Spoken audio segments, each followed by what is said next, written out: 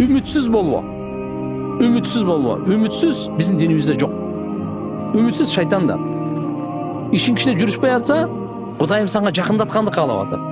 Біреу саңа тосқолды қылып атса, сен таза эле болсаң ойлонбо, Алла 10 жерді ачат башка.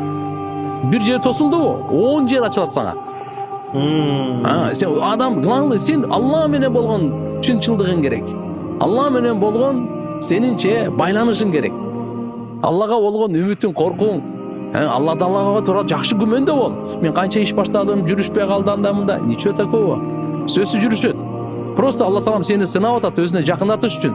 Сени канчалык бекем экенин көргүсү келип атат.